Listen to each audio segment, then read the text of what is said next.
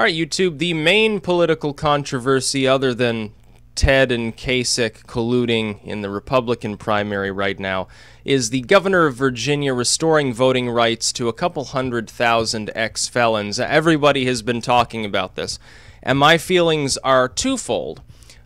I think some people would assume I'd be like, oh, well, libertarianism, therefore, felons, automatic, yeah, they should be able to vote. And I think some people would think, oh, well, obviously, I'm not a Democrat, so I wouldn't want to give Virginia to the Democrats, and that's basically what it does. My answer is both are my opinions.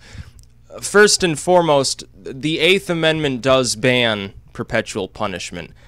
I would point this out, and the Republicans especially have made this mistake a few times.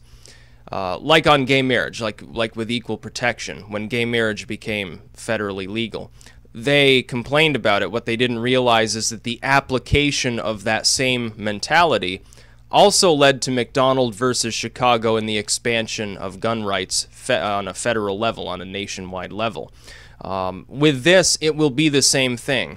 The same court that will rule on this will also, in a de facto sense, be laying the groundwork for future arguments on whether the government has the right to prevent felons from owning firearms. Now, I say in both cases, no. The government does not have the power to punish a person who has served their time, first and foremost. It could be considered cruel and unusual. It could certainly be considered unusual punishment to disarm a citizen or to prevent them from participating in the political process. Also, you have to understand, what one state might think is a felony, some other state might not. Like in some states, if you're walking down the street with half an ounce of marijuana on you, that could be considered classed as a felony. Here in Vermont, it's decriminalized. Here in Vermont, no problem. And some states allow, it's also a violation in many ways of equal protection under the law. In some states, felons, former felons can vote. Here in Vermont, everyone gets a chance to vote. The only exception is if you are a raving lunatic who is not even capable of reading the ballot sheet and will just smear your own shit on it and destroy the voting machine. If you're not a complete lunatic, if you assaulted somebody, if you were a drug dealer, if you were anything and you served your time and you're now outside, you can vote. I believe they also allow prisoners actually to vote in this state, which, it's pretty funny. But no, the government does not have the power, and on several counts is banned from exerting such a power over somebody who is an ex-felon, whether it be related to voting, whether it be related to where they can live. Specifically, this has become a thing, an argument made by pedophiles, which I can't exactly give them my sympathy, although I can say yes, on a rational legal basis, unfortunately, they're essentially right. People owning guns, if they're a former felon. I don't believe the government has any power, any jurisdiction to remove a person's right to arm themselves simply because even for violent crimes. And I know another big thing that people get into is, well, the difference between a violent felony and a non-violent felony. O'Reilly was arguing with somebody a couple nights ago about drug dealing. Oh, well, should it be classed as a violent felony? Apparently, giving somebody some heroin is a violent crime. I choose to believe that Bill O'Reilly's just fucking retarded, but I guess that's his idea. I don't even think it should be illegal to deal drugs. No, I think dealing drugs should be legal. Who fucking cares? You buy it or you don't buy it. You're an adult, you can make that decision. If they're not trying to sell it to kids or something, or somebody who's a lunatic, okay, who gives a fuck? The other part of me, though, and here's where the Republicans are completely correct, of course this is a political play. Of course they're trying to get Hillary Clinton to win the state of Virginia. It's a swing state in which Obama and Romney were very close. Obama and McCain weren't that far from each other in voting. It was even closer in 2012. Of course it's a play for the Democratic Party. Of course it is. Now then, at the same time, though, does he have the power, even though the argument fundamentally, I believe, on a constitutional basis is correct, which is, yes, of course felons should be able to vote. Of course ex-felons should be able to participate in the democratic process because the government does not have the power to actually restrict them from doing so. Does the governor, even if he is fundamentally right, in the absence of it being battled out in court, have the right to grant, in a blanketed manner, such a right back to these people? The answer is, I don't know. I'm not sure what specific legal arguments each side would make in this. I think, of course, any Republicans there would say, of course, he doesn't have the right. He can issue a pardon. He can pardon somebody and restore their right. He can't issue a blanket pardon.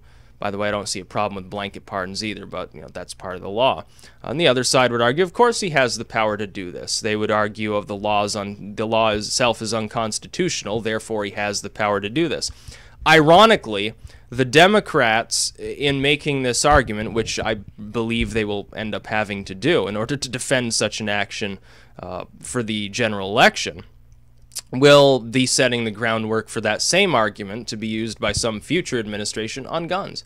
Well, the governor can restore gun ownership rights to felons and ex-felons because, equal protection under the law, no perpetual punishment. It's clear and straightforward, and they'll look at the court case. If the Democrats, essentially, because that's what they are, win on this in the state Supreme Court, then some future group of people will use the exact same arguments and the decision therein to restore gun rights to everybody in the fucking nation.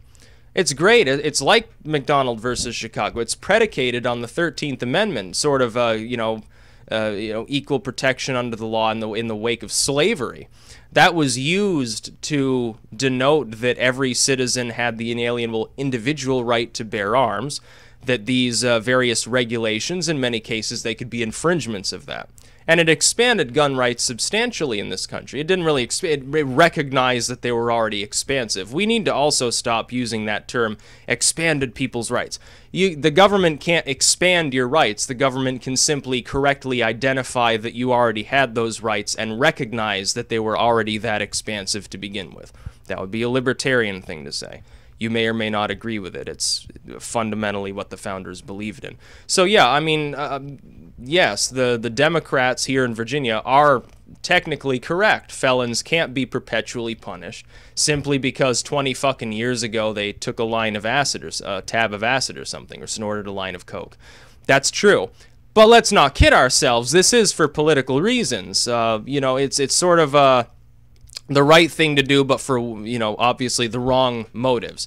It's not like he actually really cares about the felons and, crying his crocodile tears, voting's so important, we must defend our republic, democracy is such a wonderful thing, these people have been abused long enough. It's not like that. He's doing it because he wants the Democrats to win the state of Virginia.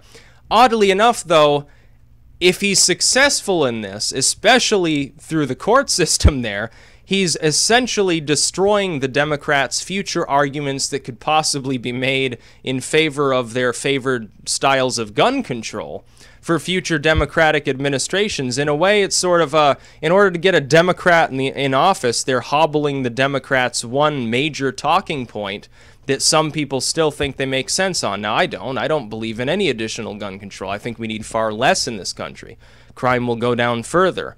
The odds of us ever being abused by a foreign state decline dramatically if we are more heavily armed. I don't have a problem with people owning fucking automatic weapons. It doesn't, unless they're shooting at me, it doesn't really bother me. I would rather trust my fellow Americans with such things. I'd trust them more than I'd trust the government with such weapons. And the government already fucking has them in the hands of the military, which, by the way, I don't expect martial law. I've already explained why. I think most of our soldiers would defect if they were asked to, massacre their own civilians. That's just my feeling on it. I think it'd be hard to pull off, regardless of Milgram's experiment, by the way. I'm a pessimist about human nature, but on that token, I think there are reasons to be optimistic. But no, if the Democrats, if the liberals in the state of Virginia are successful, they've just annihilated one of their own main talking points, which is gun control. It'll be exactly like McDonald versus Chicago all over again, only it'll be even more expansive. It will enhance gun rights all that much more in our legal system. And then all of a sudden, people who in many cases, a non-violent felon, somebody who has never punched anybody, never run anybody over with a car, never burned down a church or anything, is deprived of their right to vote, is deprived of their right to own a weapon unconstitutionally. Of course I don't agree with that. They should have every right to do these things. Once they leave the prison, who fucking cares?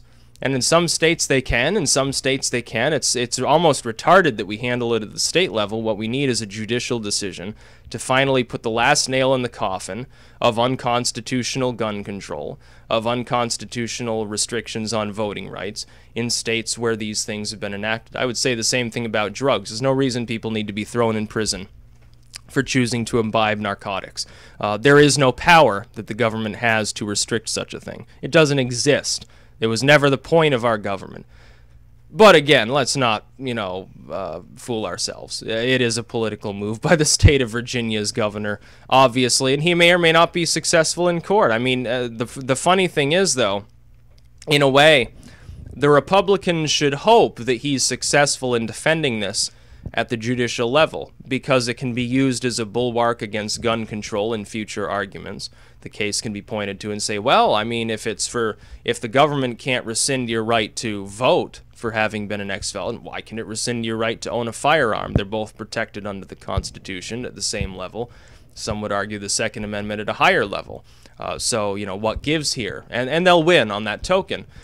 As well as the fact that they get a talking point. They get to say, oh, well, Hillary's only winning in this state because of fucking prisoners voting for her. And they could perhaps actually do better, I think, than you'd think in the state of Virginia. As well as other swing states, let's face it. Other swing states, they'll look at this, they'll be like, what the fuck's going on?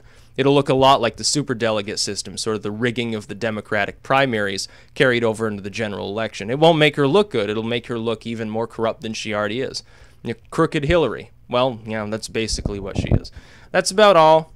Peace out.